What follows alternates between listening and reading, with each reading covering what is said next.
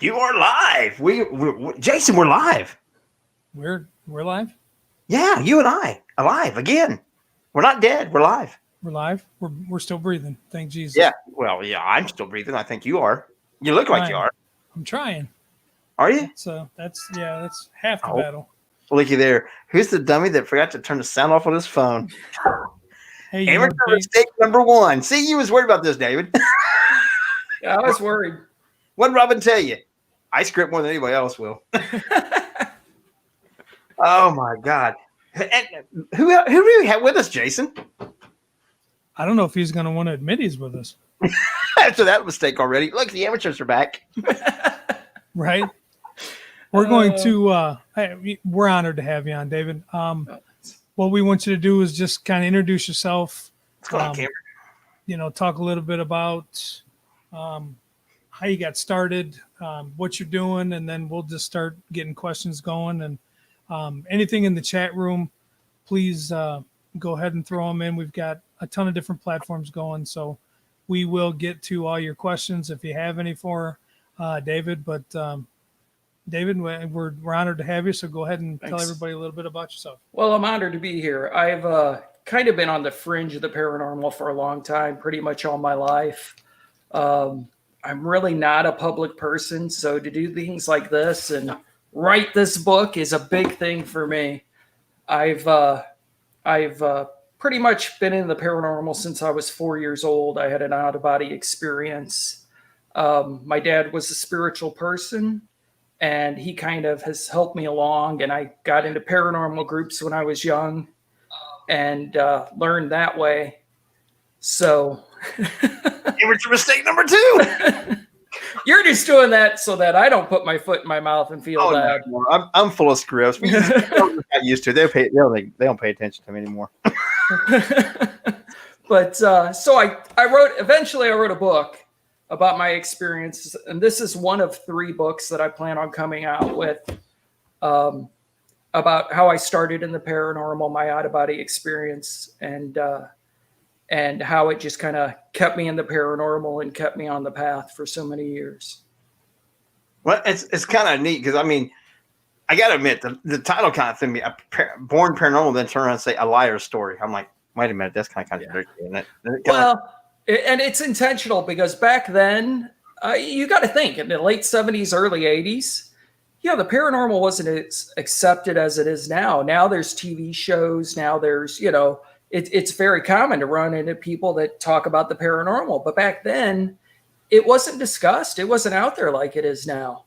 So it's kind of a play on words because my dad actually could move things with his mind. He worked for the government. And I talk about this more in my second book than this one. But he worked for the government. And I grew up, when you're 4 or 5 years old, you see things, you just kind of accept them like, oh, okay. But my dad could move things with his mind. So it wasn't uncommon for me to go to school and tell people my dad would read a book and not turn the pages. He'd move them without touching the pages. And in order for my family to cover that, especially my mom, because she was so religious, she would tell people that I was lying. So I got to be known as a liar because I would say things that people didn't believe and she didn't want to explain. That makes a lot more sense now. Yeah.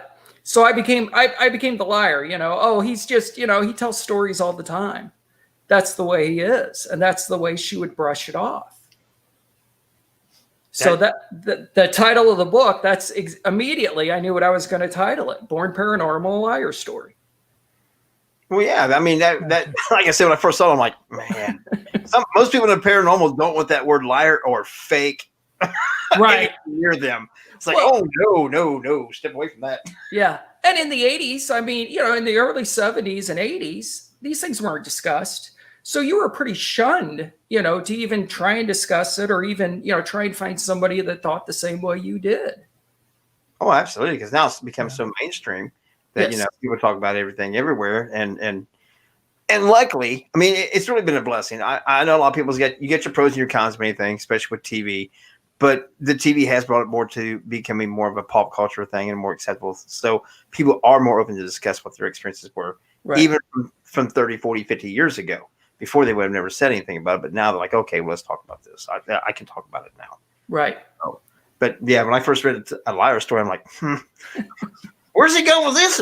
Because it just, I'm like, Yeah. this, but that's one of the things I wanted to come on, because like I said, we've been talking for quite a while now through Facebook and things, and hadn't actually got to have an actual conversation. And when I was like, hey man, you want to come on? Because I wanted to know more. I wanted to understand more and see and get more people to see where you're coming from, and to get them pointed in the direction to read your book. Right. And other, apparently more that's coming out. Yeah. Yeah. And actually it's taken 5 years to get to this point. I have struggled and got to a point where I didn't want to write the book unless I had all the answers. And finally a friend called me out and said, well, when are you going to have the answers? You could die and not have the answers. Write what you know. People are pretty accepting about just present it and let it be what it is. And my hope is, like I said, my dad worked with the government on projects. We knew he could move things with his mind. We believe he was in remote viewing.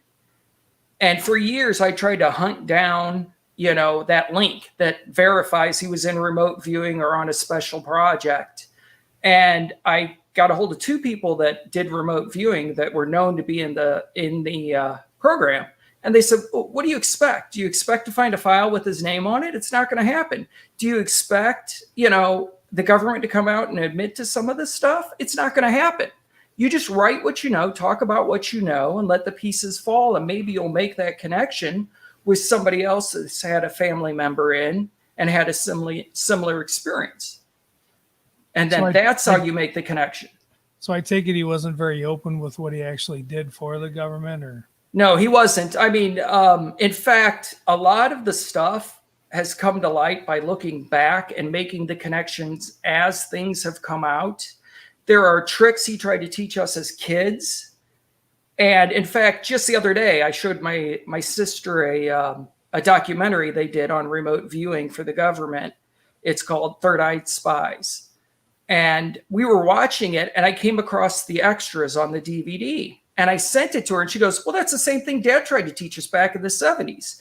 This is before anybody knew this existed. How would he know this, what he called a game or a trick with us kids? How would he know to try and teach us this? And it just happens to be the same thing that the government was doing at that exact time during that same period. There's little pieces like he would get escorted home. He would get escorted home and have to call in before the security group that followed him, the 2 guys that followed him in the car, would have to come in and check the house. He would have to call in a certain amount of time, and they would not leave until they got a radio call saying it was okay for them to leave. He couldn't say, okay, you can go now. They would get a radio call that said it was okay for them to leave after he called in. That's not typical. Right. That's odd. Yeah. So I kind of get into that because of the timeline. When I was young, I didn't have a lot of time with my dad. I did more spiritual stuff with him. He kind of talked about death and things like that. But in the second book, I get more in. I did get a chance to live with my dad for several years while he was working for the government. And those details will come out there, those that I know. But it's not, by no means is it a book saying these are the answers. I don't know the answers to a lot of this. I'm throwing it out there hoping somebody connects with it and can say, I've had the same experience. This is my conclusion, and start the conversation, not only with the government stuff, but with the paranormal stuff. Now, was he an avid investigator? Do you know? I mean, did he investigate paranormal things? He did little stuff. He wasn't the kind to go to an investigation and do it. He was raised the way the story of our family goes, whether it's true or not, I don't know. So I can't say for sure, but his stepmother was American Indian. So she had spiritual beliefs. And I talk about it in the book a little bit. She would take him in the woods in Arkansas on his grandfather's land and ask him what a plant was, and then tell him the need for that plant. And he was very spiritual. It's one of those things, the older you get, you're like, man, I should have paid attention more. But at the time, it's just your dad. It's your dad, and, oh, come on, Dad, whatever, But he didn't really investigate, but like I said, he could move things. He would talk spiritually a lot. He was the most spiritual man I know and have ever met. And he's never stepped foot in a church. He wouldn't step foot in a church. The way I perceived it is his spiritual beliefs were beyond, like the church was a start, but it went beyond that. You know, he believed beyond it. I understand that. The church is more the man-made thing. He's more the spiritual side of it. Yeah. And I see that a lot now. I know a lot of people that feel that same way, that, you know, they don't go to church, but they're very, very spiritual. And they're very, very devout in their belief, and whether it be Christianity or whatever, but they're more of a spiritual following than they are the church following, because I don't know, like they've been let down by the church or disappointed with the church. It's got too much man influence and not enough religion influence or spiritual influence and not. Yeah. So I get that part of it. But yeah, just trying to think of somebody moving things with their mind. Then again, we're talking about my mind, so. Well, and stuff moving all the time with you. That's things inside my mind. Moving things outside of it, that's hard for me to fathom. It really is, because I've never been around anything like that. I've never experienced anything like that. And I'm not saying that I'm not doubting it. I'm just amazed by it. And it just takes something more for me to conceive, because I've never seen it or experienced anything like that. I'm a hands-on kind of guy. Right. You can't say he's going to shock you. I'm going to go, really? Ow, it hurts. and you have to know, David, in this field, by putting a book out like this and talking about this, people are, and I know somebody already has, can you prove it? Can you, is there videos that he know, did this or that, or, you know, how do you respond to that? Well, you know, back then you had a camera. What's a camera going to show? I can take a picture. I can move my phone across the table and take another picture. You know, even if I called that proof, it wouldn't be enough. My proof really is my mom and dad were like oil and water. My mom was highly religious. She was the church in our house. I mean, you didn't do anything without it being, you know, set by the church rules. My dad was very spiritual in a different way. So they were like oil and water. To this day, if you asked my mom about my dad, could he move things with his mind? Could he do these things? She will tell you yes. You know, she will tell you. I mean, you know, when I met my wife, I told her these things and she was like, oh, come on, you know. And I'm like, I'm telling you. Well, she met my mom, and my mom sat at the table and told her, yeah, he could do that stuff. You know, it happened. And he would, there was a point where they were arguing and fighting more, and he started drinking. My mom refused to let him show us things and try and teach us things. And he got to drinking, and he would shoot the ashtray across the table at her. You know, he got mean with it. You know, he would turn off the burners on the stove, is one of the points I bring up in the book. Is she'd, you know, come over and talk to him or say something, go back to the stove, and he'll turn off the burner on the stove, and she'd say, did you do that? And he goes, oh, I didn't touch anything. Well, he didn't touch it, but he'd snicker about it. You know, things like that. It got to a point where he got mean with it, you know, because they weren't getting along, and he started drinking, and he struggled with being himself, I think. I would be in so much trouble if I could do things like that. I am too immature to have an ability like that. Yeah, and one of the issues I had is since I self-published, I used an editor. I hired an editor, because for me, I can tell you 50 stories, but they may not be in the same line and moving in the same direction. You know, they're just random stories. Yeah. And I hired an editor to keep me on track and say, you know, where do I need to go from here? Am I getting too far off on this end and need to come back in this direction? And we got 3 months into it, 4 months into it. And I tell the story, and he go, why haven't you told me this before? This should be a main topic. And I said, well, you got to think about something. To me, a lot of this stuff was normal growing up. So for me, it's like, I don't think people want to hear this. It's normal stuff. And he's like, get out of your own head.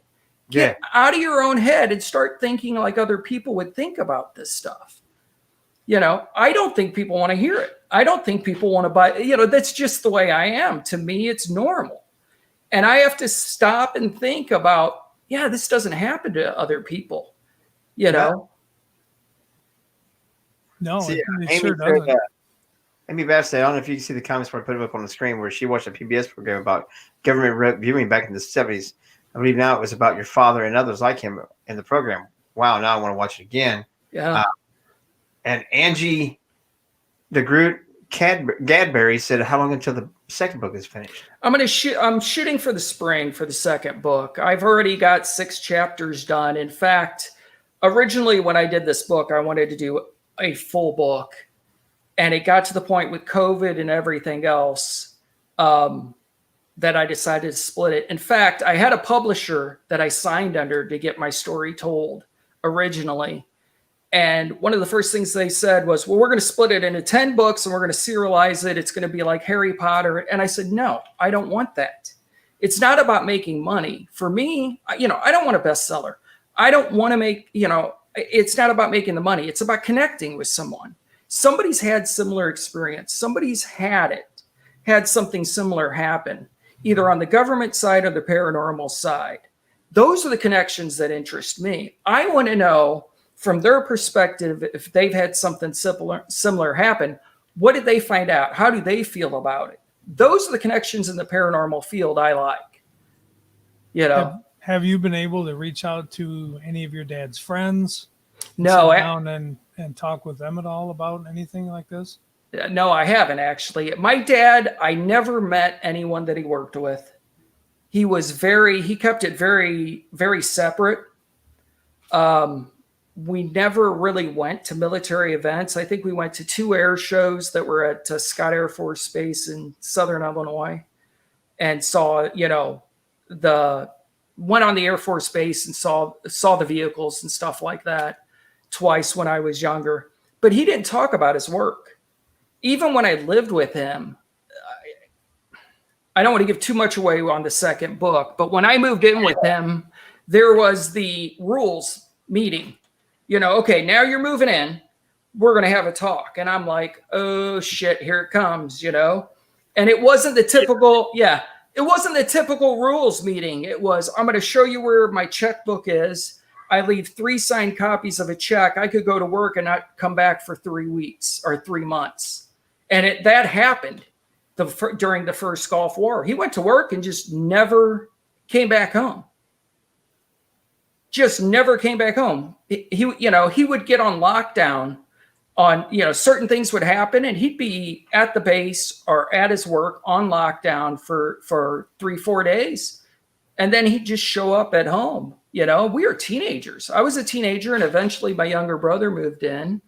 And it's just kind of odd that he could go to work. He was the type of guy that one time he came home and he said, we've got stuff going on. There may be potential. Don't go to the malls. Now, this is back in the early 90s. Don't go to any malls. Don't go to public things if you don't have to, just to be safe. He said, I drove to work today and I counted the number of bridges on the highway. Just in case somebody decided to take out the bridges, I knew where the threat was. Who does that? Yeah, that's when it's got more more knowledge base than what I got. Yeah. They're in the know about more than I'm going to know about. Right. Now, you got Bria on here asks, is the book available in Kindle or just paperback? It's both. Both of them, it's available. In fact, it's available also on my website, bornparanormalbook.com. Go. You guys get, and it's and like I said, it's, if they get a paperback copy and they get it from your website, can they get it autographed? Yes, there is an option to get it autographed. See, you got that plug in there. This is how bad I am. I couldn't believe people wanted me to autograph the book. My sister had me autograph the book, and I said, this may be worth 5 cents in 10 years. Why do you want me to autograph it? It's hard for me to grasp that people want to read this, and I want to get autographed. It's a very interesting subject because absolutely, like what you're saying is you lived it. Well, yeah. A lot of people didn't live that. A lot of people didn't live with a dad who was, working secret with the government and could, I can only think about it as me being a 5-6 year old and knowing that my dad could move shit You know, I could would imagine. be cool as hell. And I would just like, yeah, I'd be like, man, I'd be telling everybody. Well, So and yeah, I grasped it like, well, I just assumed it was something adults did, and I just didn't know how to do it. It was something I had to learn, like, you know, like walking or, you know, certain things adults do that you're like, well, eventually I'll get to do that. That's see, the only thing my dad ever made was a belt on my backside, but I deserved it. Well, Yeah, Bree said I would prefer to hear you read it aloud.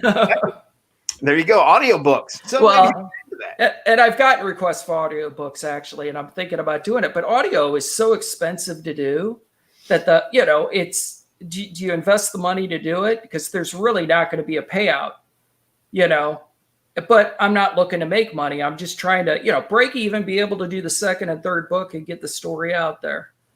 Yeah, that's absolutely, man. And Kevin Moore, I know you said, why did I know this stuff, Dave? I guess Kevin knows you quite a bit then, apparently. Kevin, actually, I worked with Kevin at a place. I didn't talk about it. I, you know, as a kid, I was shunned about talking about it so much that I just stopped discussing it. It was like, okay, people don't want to hear it, you know, and I've got to credit my wife. When I met my wife and started talking, she's like, well, why aren't you talking about this? We would watch paranormal shows, and some of the paranormal shows, you know, there's a wide spectrum out there. You know, everybody does their own thing, and I get that. But there are certain ones that I was watching, and I'm like, well, that doesn't make sense. You know, that's got to be the way they edited that, or that's got to be, you know, they're pushing the storyline along to get to that point too much because the evidence isn't backing that up. And she said, you know, if you know so much about this and you've done it all your life, basically, why are you not talking about this? Why are you not out there? Why are you sitting on the couch and not telling your story? And she really called me out. And I've got to give her credit for it. I hold the belief that everybody has a piece of that puzzle. That everybody investigates differently. Everybody does their own thing. But that's a piece of that puzzle that you can fit with somebody else's piece. And eventually, maybe we can advance the community that much further, the knowledge of the paranormal that much further. And she said, so why are you sitting there holding your peace? I like your wife. And I'm like, okay, you know, and it's like a smack in the face. Okay, I'm going against what I truly believe. I've got to do this now.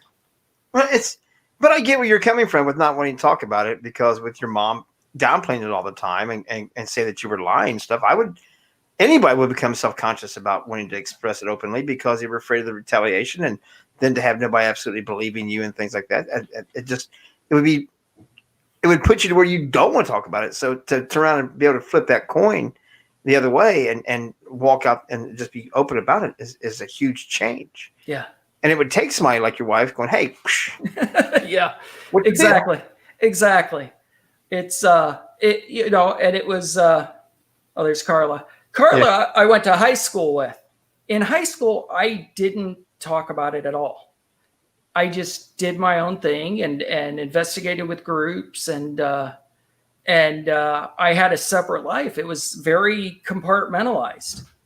I didn't talk. And like I said, you never knew. Growing up, you never knew if you said something, even if you said, well, I believe in ghosts. The response, especially in the religious community, and I'm not bashing religion, don't get me wrong. Yeah. But for me, there's this big divide, and I talk about it in the book.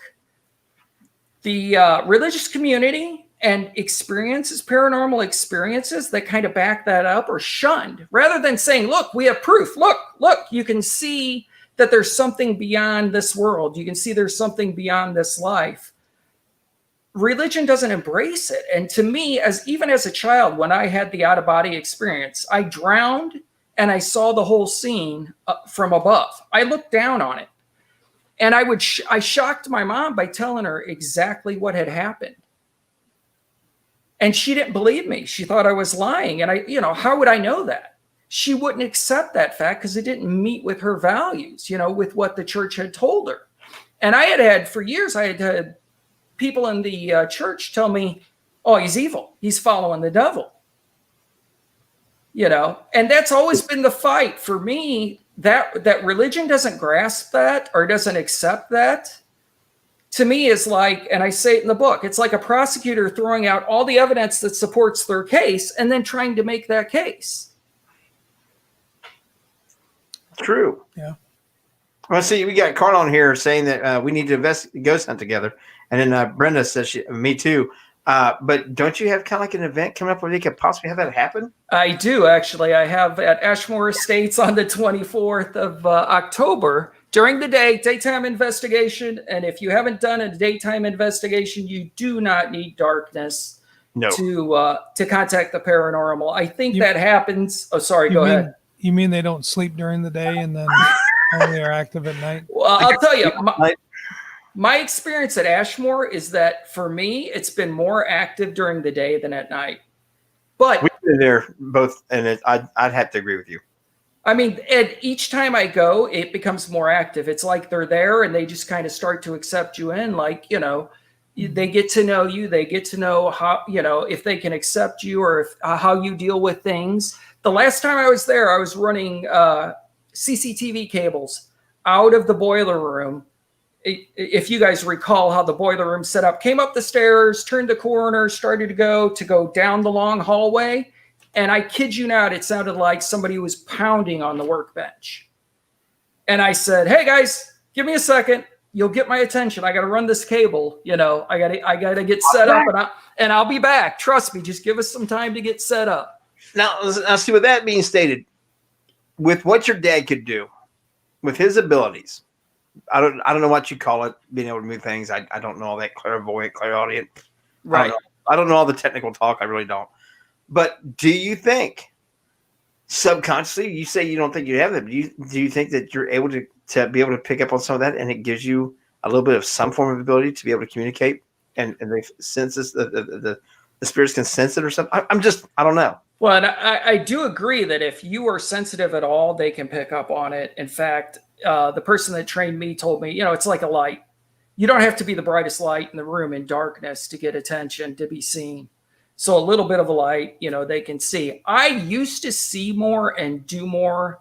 My second book covers, I denied it for a long time. I totally denied it because it wasn't accepted and because I convinced myself what I was seeing or what I was dealing with, I had to have an issue that I saw my dad move things. Even though I have 5 members of my family that agree, and my mom, that agree it happened, I said, there's got to be some reason. I had problems dealing with something, and I would try and deny it or try and ignore it, and I couldn't ignore it. And I deal with that in the second and third book a little bit more.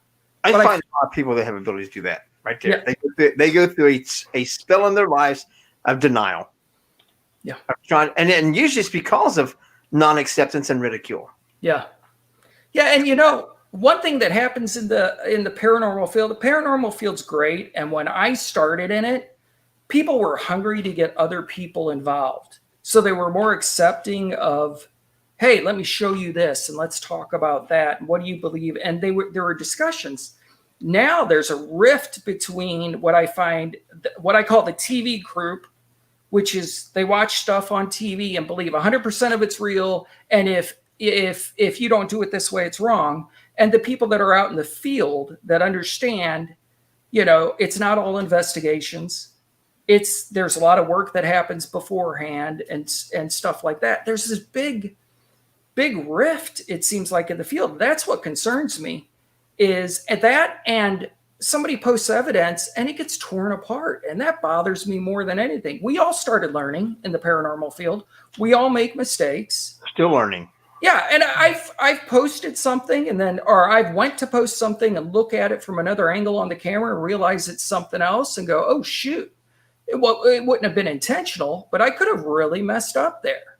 You know, mistakes happen. Absolutely. Yeah. That support needs to be more. People talk para-unity, and I was at an event and saw somebody torn apart because they had a baby monitor in their kit. And I'm like, hey, if that's what works for you, do it.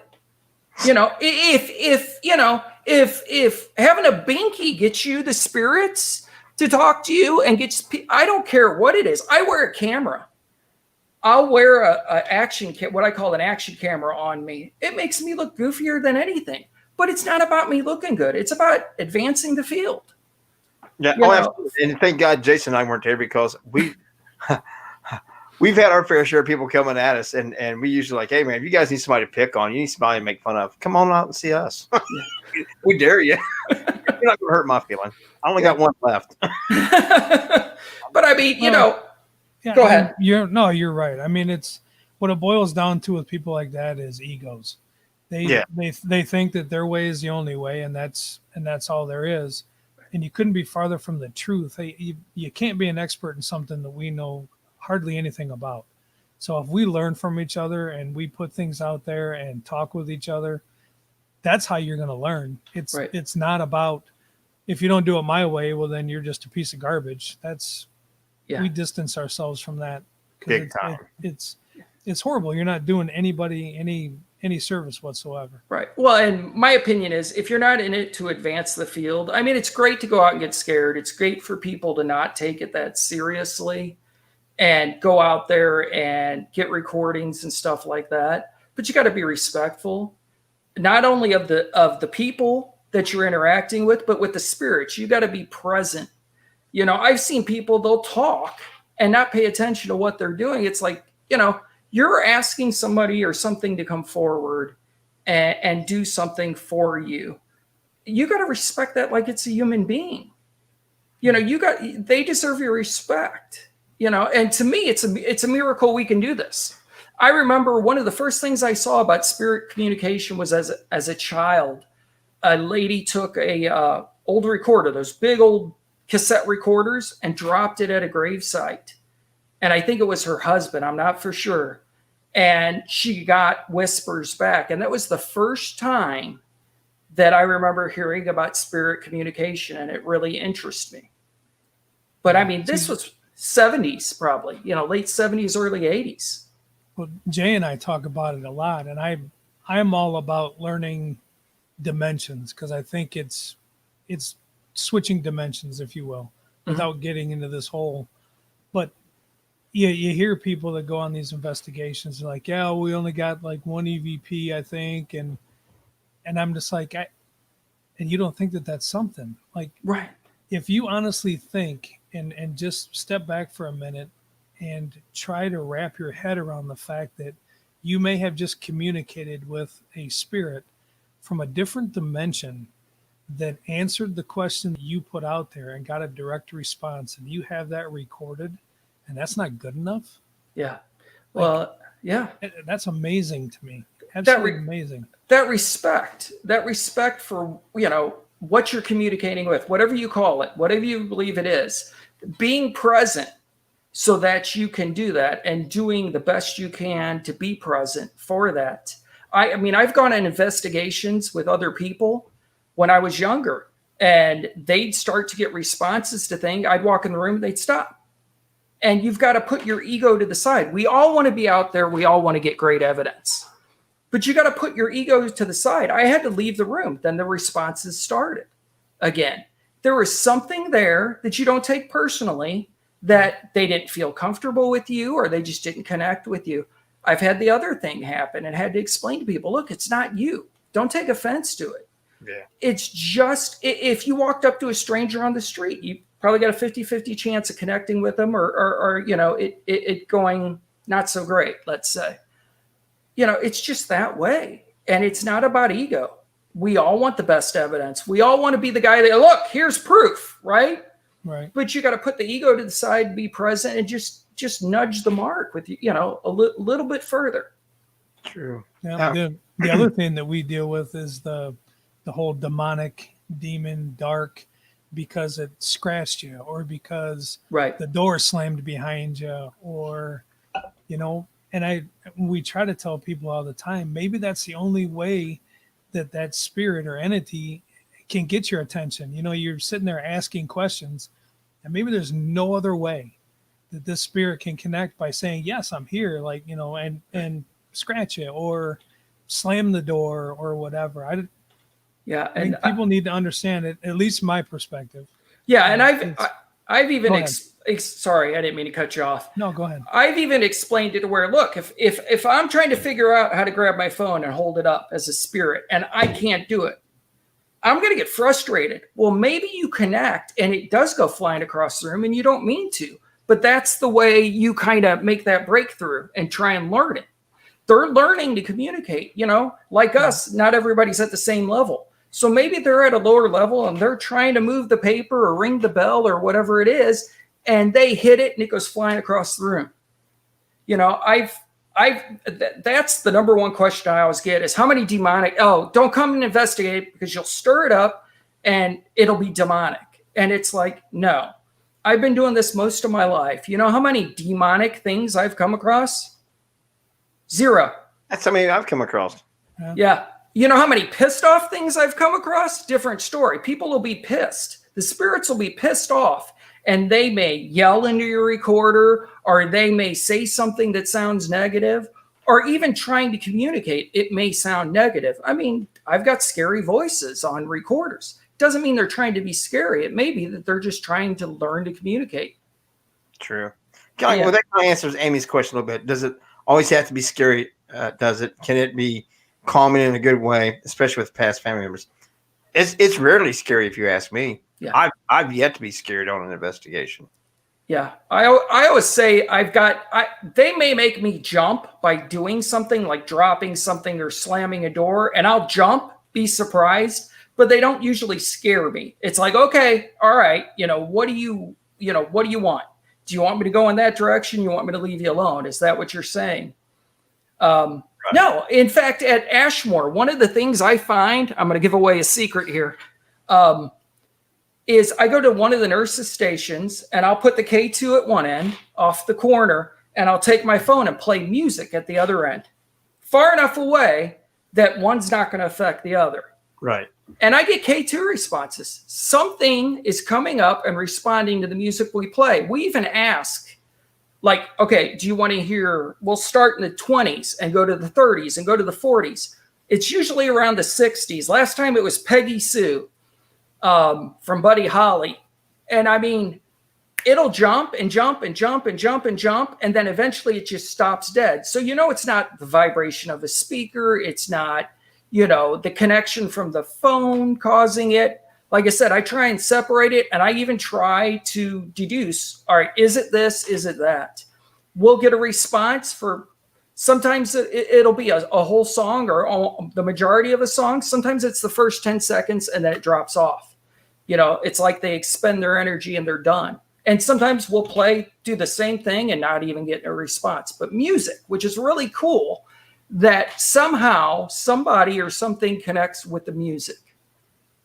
But see, I've always said that about music is that it transcends generations. It transcends cultures. Music is in every culture in every corner around this world. Doesn't matter whether they have electrical or not, if they have just old handmade instruments. It's something that's always been since man started sitting around a fire.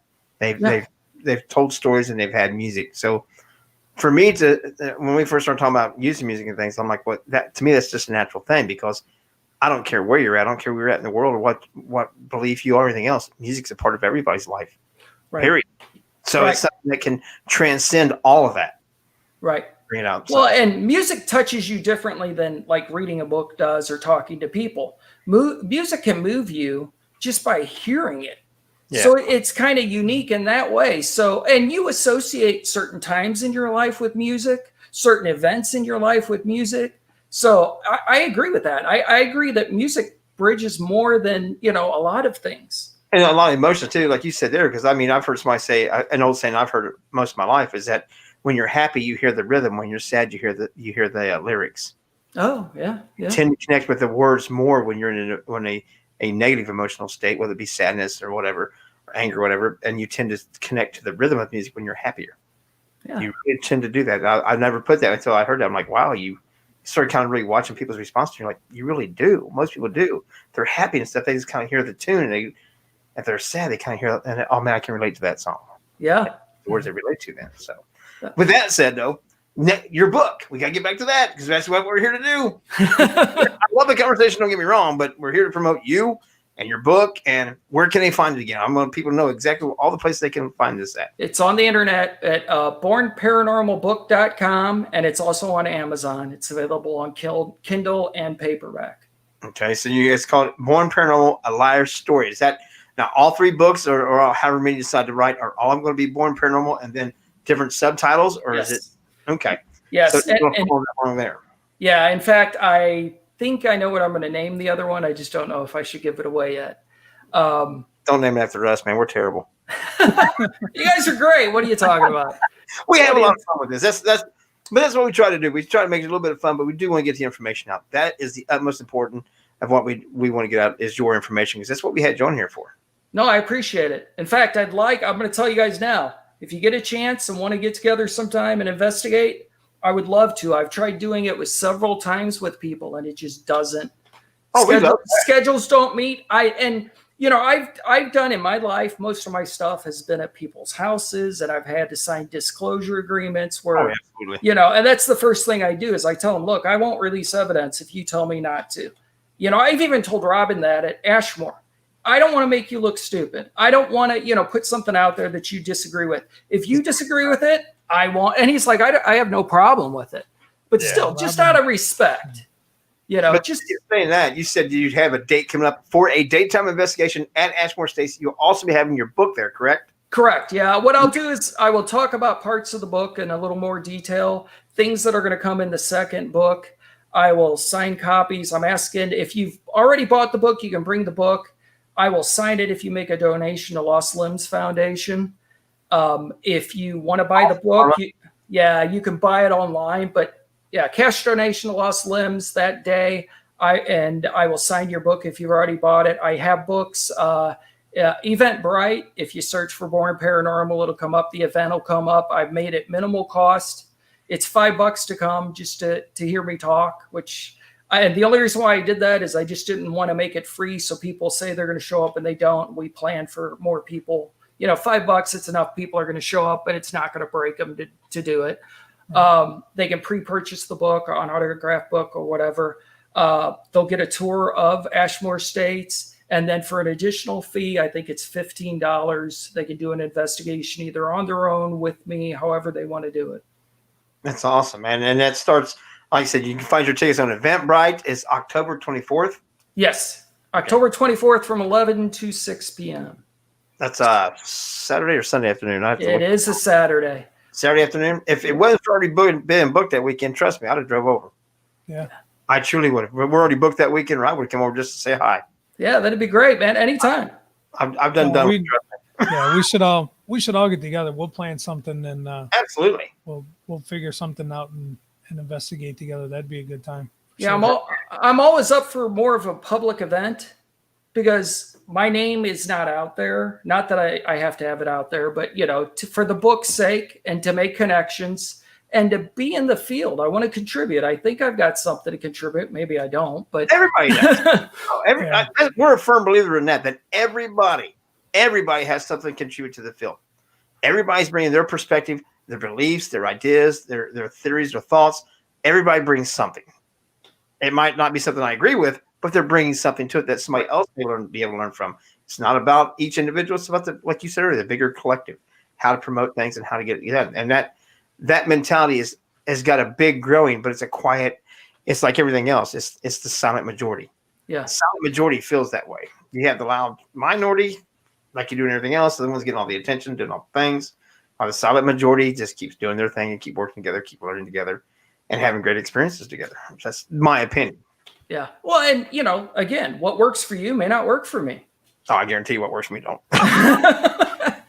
But I can attest to that. Don't do what I do. But that's what's great about the paranormal field is you've got this wide range of beliefs, and we need to be more acceptable of that wide range of beliefs, and we need to support each other because that's the only way the field's going to get advanced. Even if we think it's the wrong thing, there's been scientists out there that have thought it was the wrong thing, and all of a sudden there's a breakthrough, and they're like, "Well, shit, I didn't know. I thought it was the wrong thing." That doesn't mean you shouldn't support it. That doesn't mean you can say, okay, I can't do it that way, or I'm not going to do it, but you do it that way, and I'll go over here and investigate this way and do it that way. Yeah, it's there's a reason why I get called the crash test dummy because I'm the one that will. If they're like, oh, I'm not doing that. I'm the Mikey of the field. I'll do it. But if I don't, he's at road saying that stuff. But if I don't, Jason will. If one of us don't do it, the other one would definitely step in and do it. Because of that right there, we want that experience. It's not because we're trying to prove anything, prove who we are. We're wanting to get that evidence. We're willing to put ourselves in that situation to get that experience, to share that experience that most people won't go to. It's not has anything to do with testicular fortitude or anything else. It's just about wanting to experience, wanting to learn, and wanting to expand our knowledge base. Yeah. And sometimes you just got to put yourself in the dirt and see what happens. Right. Exactly. You got to do it to find out. Right. You can't learn until you try. Right. Yeah. And Joseph's another good one. He's up in the Detroit area. He's a great one to work with and stuff. He's doing a lot of cool things up there with his filming and everything else and the way he edits and stuff. And he does a bunch of podcasts and stuff too. So there you go, Joseph. Get David on your show to help him get the word out about his book. The book's called what again? See, I like how these pops keep coming in. Dave, your turn. It's Born Paranormal Liar Story. So and it's available at bornparanormalbook.com and on Amazon.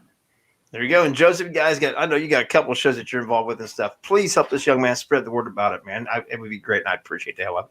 And I guarantee he'd appreciate it even more. Oh yeah, definitely. And I'm always looking to make connections, talk to people, go on investigations. Like I said, especially like public things, because the stuff I've done, I've gone back and talked to people. And they said, "Yeah, go ahead and release it. Do this, take this portion out, or don't give this much information away." But I'm not one to be very public. I'm just not that. Well, Carla can attest if she's on here. I had a sign on my locker in high school that said, "Pretend I'm not here." If they tried to do something like give me an award at school, I would skip the day. I didn't want the attention. I remember especially if Carla's on here, we had science class together, and they would post who had the top scores in science class. And I turned around at her one time and I said, "I don't want the attention. I don't want to be at the top." I said, "I'm going to just stop doing it so I'm not on the board." I hate attention. It's the wrong thing to do with me. And you come in here with us. I know. Right. Well, and that's what I said. I'll put my foot in my mouth or do something I shouldn't do. That's typically me. But that's direct contradiction to my beliefs and writing this book. But it's the way it is. When you get called out, you gotta step up. Absolutely. Yeah, and you do. I mean, it's either put up or shut up. Yeah. When you get called out like that. And I'm extremely glad that you stepped up to it. I mean, I can't wait. I'm actually excited about it. I definitely want to read the book. Yeah, I will definitely get a copy from you. I want it autographed. Oh my gosh. For 5 cents. That way, whatever. I appreciate it. You have a story here that people want to hear. And right. You have a gift to tell it. You've been given that gift through life to be able to do this. So I applaud you. I think it's great. And anything that we can do, J-Rye can do, or LEP Productions can do for you, let us know. We'll blast it out there as much as we possibly can. I think it's great. That goes both ways, because I'm not one to just take. So you guys, if I can help you in any way, seriously. I love to do that. That's the way I am. I love to help people, and people will go, "What? You're a little weird." I'm like, "No, that's just me. That's just me." I'm not. That's why we do this. That's why we do this. We do this to meet people. We do this to connect with people. We do this to help. That's why we do what we do, man. There you go. There you go. A baby thing right there. Definitely good read. I couldn't put it down. That right there says it all right there. That's what people are saying, which I still to this day find surprising, in all honesty. And that's not a ploy. I can't believe I knew people would connect with it, like somebody would have a similar experience. But for people to say they couldn't put it down, I mean, it just blows me away. That's because you're humble and you're appreciative of what you got, and you're wanting to just tell your story. Yeah. This isn't like you said sometimes earlier. This isn't a money-making scheme. This is you wanting to tell your story, and you're humble about it and respectful about it and appreciative of it, and that comes off in how you're talking about the book, and that gives people even more reason why I want to read it, because if somebody's not saying, "Well, I've done this," you're very humble about it, and that's respect. I'm going to get you to read. That does mean something. Yeah, you're going to get me to read. But yeah, I mean, I knew it would connect, and that was my goal. Is it was selfish in a way, because I wanted to know how people connected with it, because I think they have a piece of my puzzle just like I have a piece of theirs. So in a way, yeah, I wanted people to come forward and say, hey, I had a similar thing, and this is, my experience. And that's what's great. To me, that's what's great about the paranormal, is those connections like that, those stories. Even if you haven't experienced them in the same way, you could relate to them or you can learn from them. Where else can you do that? Where else can you relate and connect in that way? And the paranormal bond, when you have it, is very strong with people. It's, if they're in it for the right reasons and they're honest about it. I had somebody one time that was crying because they just couldn't get an experience. They never had an experience, couldn't capture it. It'll come. Just give it a time. Give it time. Don't push it. Just do what you can do and let things happen. It's just like life. You push in one direction too much and you're getting roadblocks. There's probably a reason. Stop, take a breath, look around, and see what else you need to be doing. Absolutely. Exactly. And I agree that the paranormal family, if you get the right people, Jason says all the time, surround yourself with good people and good things happen. And then he met me. We've known each other too long. I got you, man. I got you. Oh yeah, we met through the paranormal, and it's 10 years ago. He's more my family than most of my family is. Yeah, we're closer than I am with most of my family. So he's the family that I had needed and still need. That bond, right? Yeah, it is. It's unique. It's unique. Yeah. And like I said, you got all kinds of people in here raving about it. Some say they finished it the day they got it and things. So that's when you pick up a book and you read it the entire thing and don't put it down. That's a hell of something keeping your attention for sure. Now, a good written book and telling the story that's moving very well. And I'm looking forward to it. I really am. It's good. And for me, look forward to reading. That's like you said. You've done something that. I appreciate it. I'm looking to read it inside of my tag on my shirt. Right. I read the chat room. Let's plug the event one more time at Ashmore, so people can actually come out and meet you, get the book there, investigate with you. I mean, if you want the whole kit and caboodle in one day, here's where you can do it. Yeah, and it's great. I mean, if you've never been to Ashmore, you've got to put it on your list. Ashmore is unique in so many ways. Not only does Robin and his wife, I can picture her name, and Norma. They take care of the place. They treat you like you're kings when you're there. I mean, they really have a great setup. It's going to be on October 24th during the day from 11 to 6 p.m. It'll start out where I'll talk about the book. I'll present evidence from Ashmore. I'll give you details on what's to come, give some in-depth. And then we'll take a break, do a tour of Ashmore Estates, give some history. And then we'll break off. And if you've purchased the investigation ticket, you'll have at least a couple hours to do an investigation, either on your own or with me, however people choose to do it, and get some experience under their belt. Just see what it's like. Ashmore is a great place. I love that place. I understand why people say, Robin's got that phrase, some people call it home. It's like coming home. It is. Yeah. It's a so great location. Fantastic location. Yeah. And you're right. It's what makes a location great is most of the time, it's like a 50-50 for me, but what makes a location great is the people that run it, the people that own it.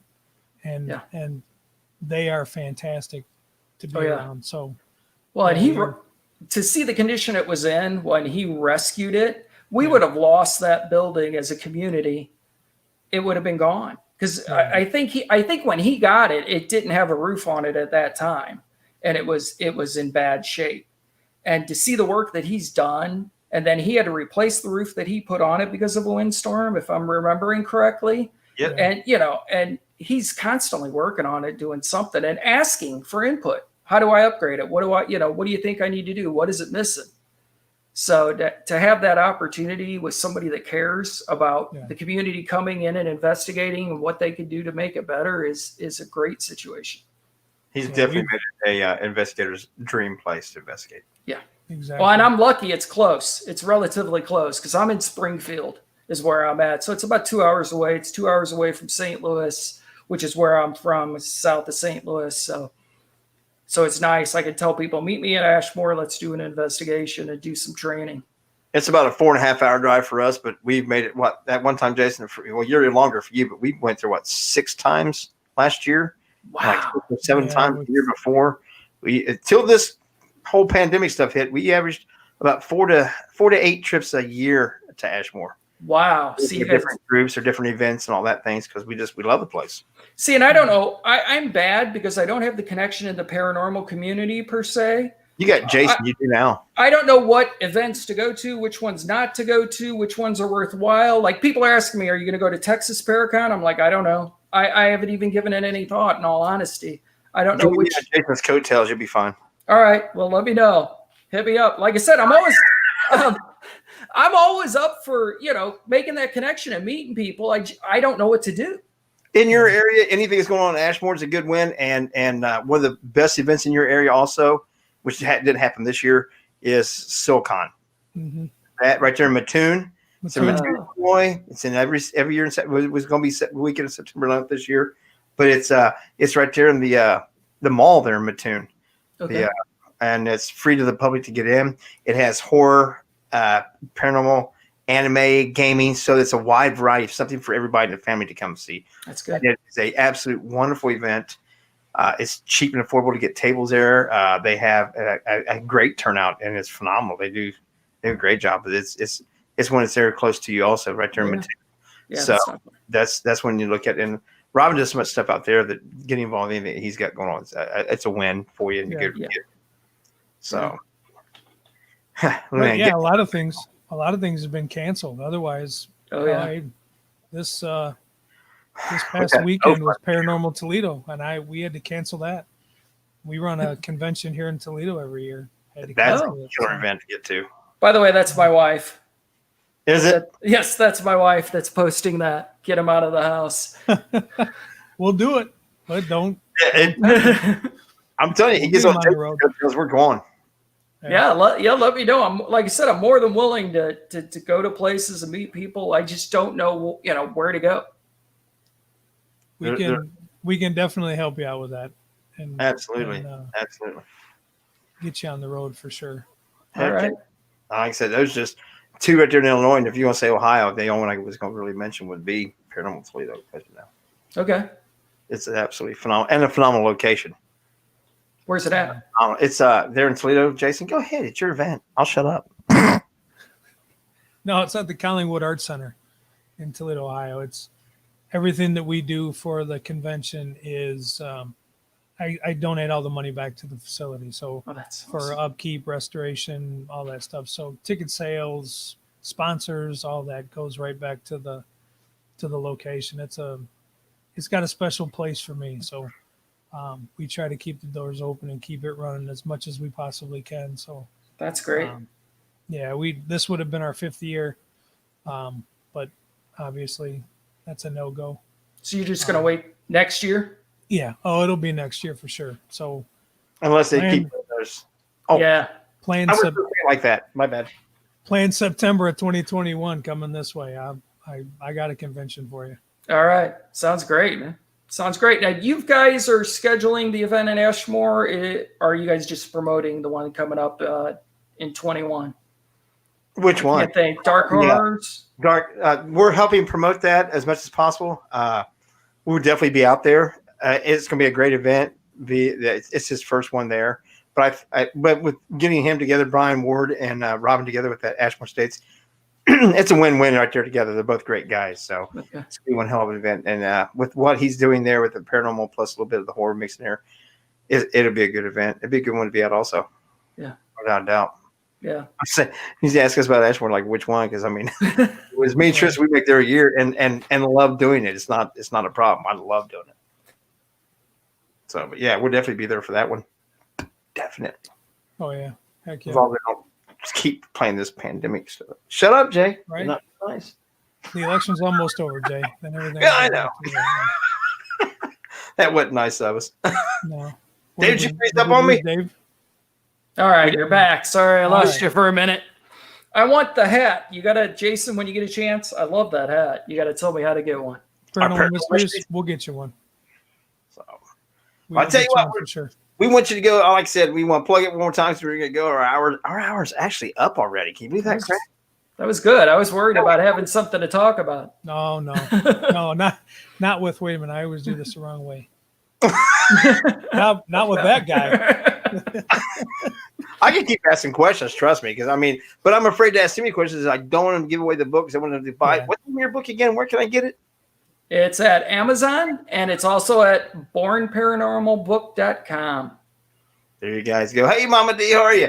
So you guys need to go check the book out. The reviews that's been in here have been absolutely stellar, even from somebody that said they don't read, so they couldn't put it down. That tells you something. I'm looking forward to getting it because I ain't gonna lie, I'm not a big reader, but I've actually been fascinated by this. And just go check it out. Go get your copies. You can get an autographed copy, and you can find you on October 24th. When and at what time? 11 o'clock to 6 o'clock, we'll be at Ashmore Estates. There you go. You can get your signed copy there. If you already got a copy, you can go get it signed.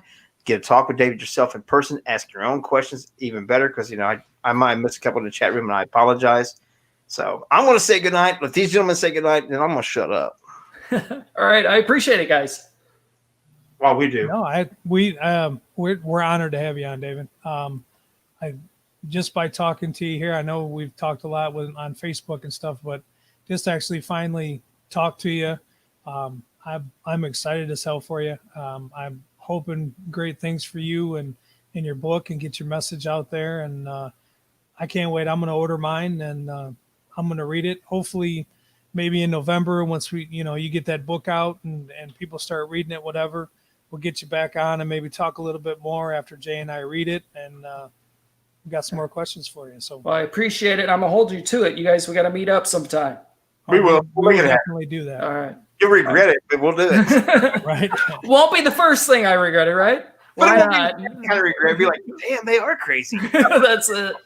That's it. We thank you guys for joining us. Like I said, go order the book. Go show the support and love, man, because we know what we do. We support you guys and all you do. You got it. If you've wrote a book, you got something to talk about, you got a group, a location, whatever, hit us up. We're always here to talk with anybody about anything. Thanks for joining the Paranormal Mystery Podcast. Absolutely. Y'all have a good night.